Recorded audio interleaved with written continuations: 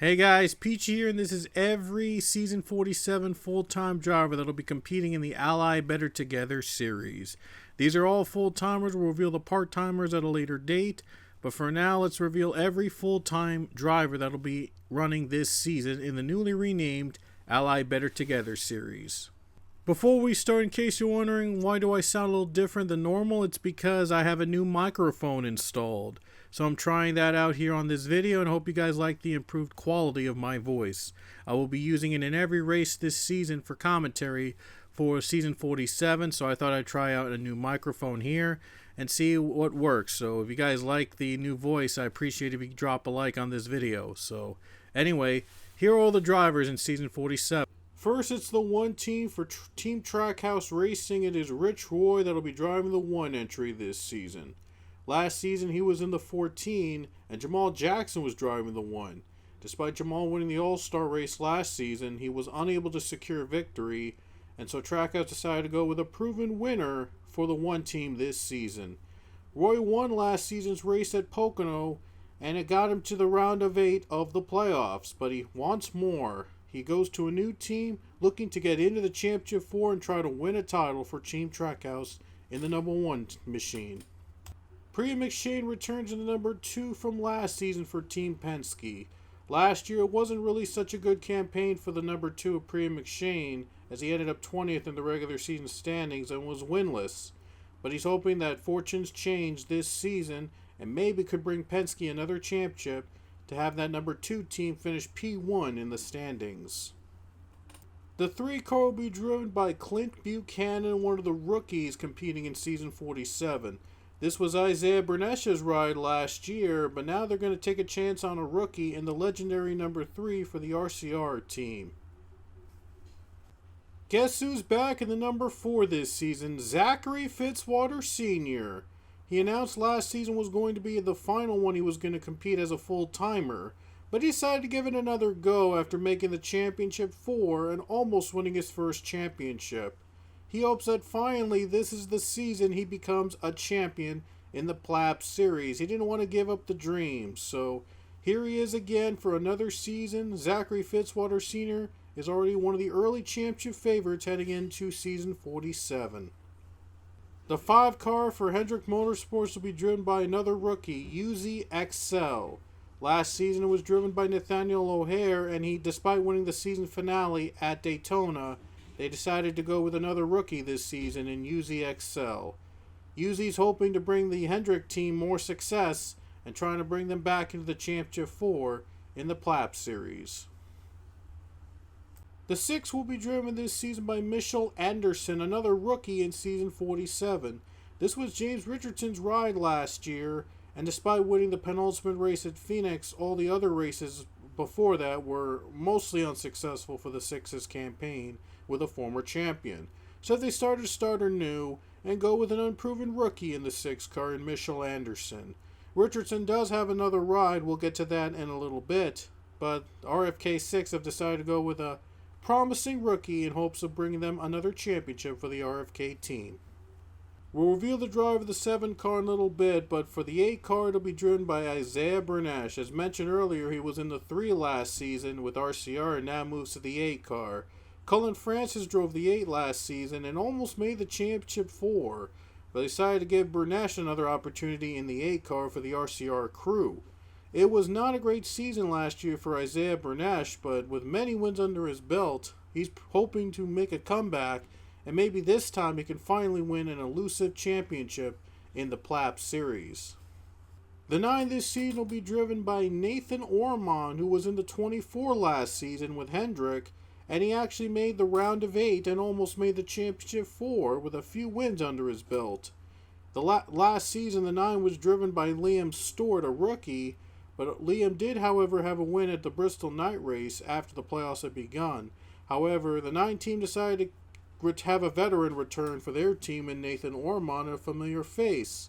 Ormond nearly made the Championship 4 last year, but will this year be the year that he makes it all the way to the top in the PLABT series?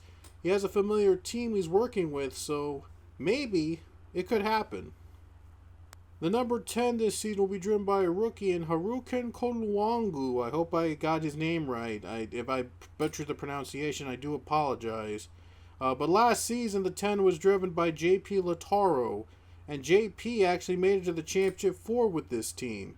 But JP is signed with a bigger team. We'll get to that later. The 10 had to find another driver, so they decided to sign a rookie in Haruken Kolwangu to lead their campaign in season 47. Will Stordhaus end their final season as a team with a bang? Or will Haruken have some growing pains as a rookie in the PLABT series? Salman Ozkan returned to the 11 from last season running for Joe Gibbs Racing. Ozkan, it wasn't really a good start to last season's campaign for the former champion, but he did turn it around sort of by winning the Las Vegas playoff race in an upset. But he's hoping that this time he wins much earlier to get himself in the playoffs and maybe go much farther to become a two-time champion and bring home another title for the 11 Joe Gibbs Racing team. The 12 car will be driven this season by Chris Leone. Last season was driven by Garrett Albertson. But Chris Leone returns to the team he started off with after running with Spire in the 7 team last year. He didn't have a lot of success with them, so he decided to go back to his familiar team and his familiar number 12 that he was able to get a handful of wins in. But maybe, just maybe, this is the year he wins a championship with the Penske Brigade.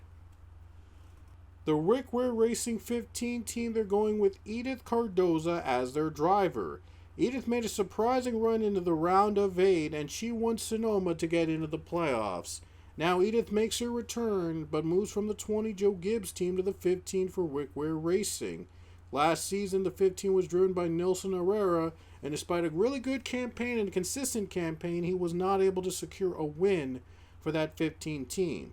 But Nilson will be back this season, and we will talk a little bit more about him a little later. But Edith Cardoza, one of the drivers that made it to the round of 8 last season, is moving on to Rick Ware in the number 15 car. The 16 this season will be driven by a returning face in the PLABT series, and Igor Barreto. Last season it was driven by Cassidy Reynolds, but Reynolds was not able to improve on his run from 2 seasons ago. So they've decided to move on from Reynolds and sign a veteran out of retirement, sort of, in Igor Barreto to lead the 16 Colic team to maybe a championship here in season 47. Barreto last won in season 39, but he still got it. He's hoping to prove everyone that he still got it and is still trying to compete for a championship. John Andrews makes his return to the 17 team for RFK Racing. Last year he was the runner-up in the Championship 4 and had a handful of victories to his name. And he's hoping that this season he does one spot better and becomes a champion in the PLABT series by reuniting with his team that he ran with last season in RFK 17. And maybe it could be a better campaign than what it was last year. The 19 has a familiar face back again. Giovanni Castillo returns with his old team from last season. Castillo only got as far as to the round of 16 and was eliminated. But will this be a new campaign for Giovanni Castillo? And will he go farther than his round of 16 appearance last year? It wasn't too long ago that Matt Hunter was a championship contender. But last season he fell off the map with Team Penske in the 22, and now he's looking for redemption this season with a new team in Joe Gibbs Racing in the number 20. It was Edith Cardoza's ride, and Cardoza again made the round of 8 with this team. So will Matt Hunter do better than what Edith could last season? The 21 team will have a new driver in LG Lataro to lead the Ford Brigade back on top. Last season, LG Lataro ran with Stordhaus Racing in the 41 and was able to secure a win to get in the playoffs and make it as far as the round of 16. Tyler Jones was in the 21 last year, but he didn't win until Kansas in the playoff race. They decided to let him go and give a veteran a shot in the 21 Wood Brothers machine. LG Lataro and JP Lataro are brothers, but which brother will go farther this season? Speaking of which, JP has found a new ride himself as well. Right next door to the 22 Team Penske Ford, it is JP Lataro. JP made the Championship 4. He did better than his brother. But will the tables turn? Or will JP be successful and lead to another championship for appearance and maybe win the title with his proven championship contender in Team Penske? It was a successful campaign last year. JP won at the Glen, while his brother won at Dover. Alexander Rowe moves to the 23 team this season. Last year was with the 54 Joe Gibbs team. Although he won the regular season title and 2 wins overall this last season, he wasn't able to get out of the round of 16 in a disappointing campaign in the playoffs. Joe Gibbs has moved on from him, but he has signed with a new Toyota team in 2311, who won the championship last year with Ryan Durrani. Will Alexander Rowe be the next face of the championship title race for the 2311 team, or will it be a bad campaign downhill for Alexander Rowe despite moving to a new Toyota team? The 24 this season will be driven by Clark McKee, one of the surprising names from last season. He ran the 43 car but won a few races and proved that he could be a competitive driver to race along with the big boys. Now he signed with a big-time team in the 24 car that was once Nathan Orman's ride, and now Clark McKee is with a big-time team. We'll see if he finally is going to prove everybody that he can race with one of the veterans and can be a competitor for many seasons to come. He is going to drive the 24 for Hendrick Motorsports. We'll see how far they'll go this season. One goal that Dylan Ebrahimian has this season is to win a championship just like his best friend Samet Ozkan did a couple seasons back. Last year came pretty close. He won at Nashville and made it as far as the round of 12 of the playoffs. But he has decided that this season he will stay with the Kaulig 31 despite getting a few offers from big-time teams. But Dylan Ebrahimian has chosen to stay with Kaulig for another year, and we will see if Dylan will make it farther than last year's campaign. The 34 this season will be driven by Matt Gomes, the same driver they had last year. Gomes made it to the first round but was eliminated early on. He had a win earlier this last season and got him into the playoffs, but he is looking for more. He wants more wins and he wants to go farther with this Front Row Motorsports team. Matt Gomes, one of the proven veterans in the sport and one of the fan favorites, looks to seal the deal and win a championship once again for Front Row Motorsports. Here's a name you haven't heard of in a long time. Nick Salmon makes his return to the PLABT series. He is signed with the 38 team for Front Row. While he hasn't competed in a while, he's looking to show the young guns that he's still got and really how to race in Intertown 3 land. Salmon's back in the 38, and will this be a comeback year to remember like Edith Cardozo and George Rourke had? May have been out for a long time, but he's trying to prove to everyone that he's still got it and can still run with the big boys. The 41 will be driven this season by Casey Hoyt. Last season he competed as a part-timer but won at Daytona. He's won so many super speedway events, but he's looking to win again in other tracks in hopes of getting back into the playoffs and maybe win a championship. Last season he missed out on a full-time ride, but not this time. He has signed with a 41 Stewart Haas team, and he has been proven to be a race winner and a competitor for among those, especially around super speedways.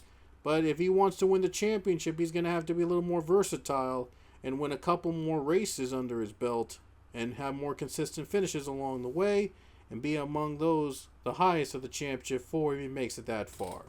But we're so glad to have Casey Hoyt back in the PLABT series as a full-time driver. Skylar Taylor makes his return to the PLABT series in the 42. That's the same number he ran with last season. He came really close to victories from time to time, but was just not able to seal the deal. Now with a lot more experience under his belt, a first win could be coming sooner than you think for this young upcoming driver, as he stays with the 42 Legacy team in hopes of getting them back into championship contention. What was Clark McKee's ride last season for the 43 and now goes to James Richardson. As I mentioned earlier, Richardson's campaign wasn't so great other than that win at Phoenix near the end of the season. But he's decided to start over almost and go with a new team in the Legacy Motor Club in the 43. Two legendary names in the sport.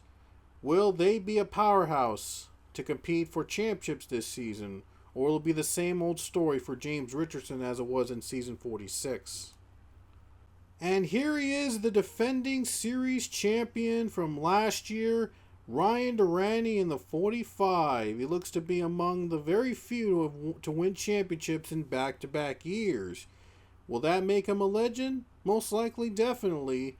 But Durante has to really stay focused this season because last year Ronald Maravilla won the championship and did not end up in a great campaign as it was in his championship run. So now Ryan Durante hopes that the post-championship hangover does not affect him and his team and looks to lead into great success as they did last year, and maybe a little more than that for the 45 Ryan Durante team. Another familiar face is returning to the PLABT series this season. It is Daniel Voiles in the 47. This is the last season for JTG Daughtry before they rebrand to Hayek Motorsports. But now they brought in a veteran to replace Connor Breton.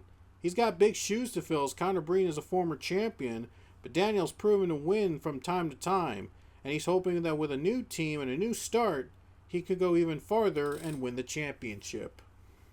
The 48 has a familiar face returning and a legend in Allison Rain. She is making a comeback for the 48 team for Hendrick Motorsports. It wasn't a memorable season for this team, but they're hoping to turn it around in season 47 for the 48 crew. Allison Rain still got what it takes to compete against the other big boys, and she is a two-time champion herself. So she is definitely going to be one to watch back again in a comeback tour, possibly for the 48 crew. Nilson Herrera makes his return to Rick Rare Racing, but goes from the 15 to the 51. He was the highest finisher among the non-winners in points last season, but was never able to get that win to get in the playoffs. He's hoping by moving to a new number with the same team, maybe fortunes will change for the better, and he gets a win to get himself into the playoffs and maybe go farther. Will it be as consistent as he was last season, or will it be a different story with a new number? The 54 has a familiar face back again, a former champion in Connor Breton. Breton competed last season for the 47, and now he moves to a familiar team in Joe Gibbs Racing, and I believe he won his championship with this same team. So they've reunited the championship caliber duo, and Connor Breton is now in the 54, looking for his second championship of his career. The champion from back in season 45, Ronald Maravilla, stays with Spire, but he moves from the 77 into the 71 team. It was a really bad post-championship season for this crew and Ronald himself, but now he's hoping that by moving up to the new number 71, it will be a new start for this former champion and maybe lead to another title along the lines in season 47. The 77 team is going with a rookie this season in Stewie Moore. They're looking for a new start after a disastrous campaign with Maravilla last year, but with a new rookie and a new face, they're looking to make things better for this team and maybe win another championship after winning one 2 seasons ago with Ronald Maravilla. And finally, we have the 99 car to be driven by another rookie in the form of Ian Chavez. Last season, the 99 was driven by Luke Lawl, and despite him making it to the round of 12, they decided to give another rookie a chance in Ian Chavez. Chavez is one of the top prospects across the Intertown 3 community. He's getting his first taste of PLABT Series racing with the Trackhouse 99 team. And now it's time to reveal the last 2 drivers, full-timers that will be competing this season, season 47. First for the 7 car. The driver of the 7 this year is a former champion that made it to the round of 8 last year and came up a few points short of making the championship 4. Had a handful of wins with RCR last season, but decided to move to Spire for a bit of a challenge to try to win his second championship. Has achieved a lot in his career, but he's looking for another title to be among the legends here in the PLABT series for real. The driving the number 7 car this season is Cullen Francis. And the last full-timer this season will run in the 14. This full-timer made the round of 12 last year and is seen as one of the most promising names in the PLABT series. He might even try to win a championship someday. He's competed only a few seasons but already has a handful of wins to his name. And he now gets another chance to compete for a championship. Driver the 14 this season is Quentin Moore. Alrighty guys, here is the schedule for season 47. Some notable additions. We are racing again in Mexico City and in Montreal Circuit Gilles Villeneuve during this season, and we're very excited to come back to international racing in the PLABT series. We've missed it so much. It's been a part of us for many seasons of running races outside the United States. We're so happy to bring back Mexico and Canada on the schedule, and some other surprises you'll notice on your screen as well. The stage links, of course, the race links are on the screen as well. They'll also be in the description below, and I'll also explain better than what I'm doing now on the new changes we made this season as well. So there's 3 big changes to note. First off, we're doing an in-season tournament for the first time ever. The in-season tournament will begin at New Hampshire, and we'll be running it to Rockingham. Yes, Rockingham will be back on the schedule this season. And before I forget, Bowman Gray Stadium will actually host the All-Star race this year, and North Wilkesboro will host the Clash before the Daytona season opening race. And the All-Star race will take place after Kansas.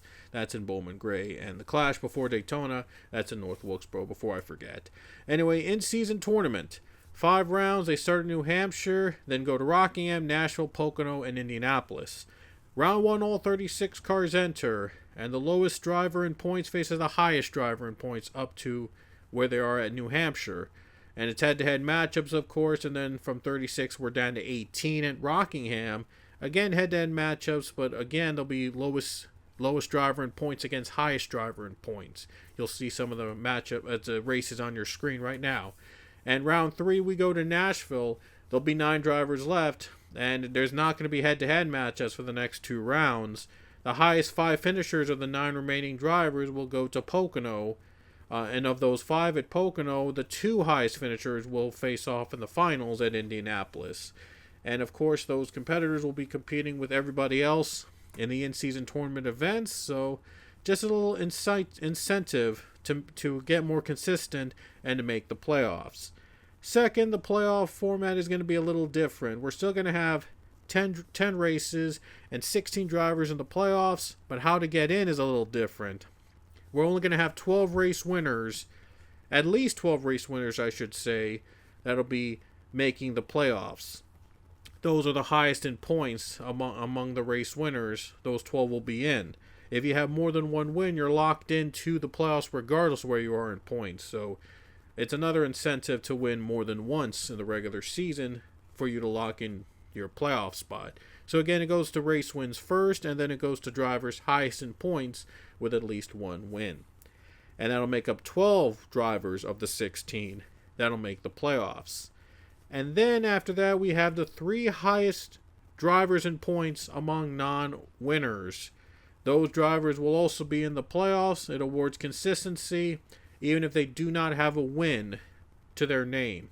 We did see last season a couple drivers high in points that didn't get a win to get in. So I thought I'd change that and award more consistency along the line, since we're going to have a lot of different winners this season anyway. So I thought it would award consistency for those who didn't win but stayed consistent on their finishes, and award them with a spot or one of the 3 spots in the playoffs.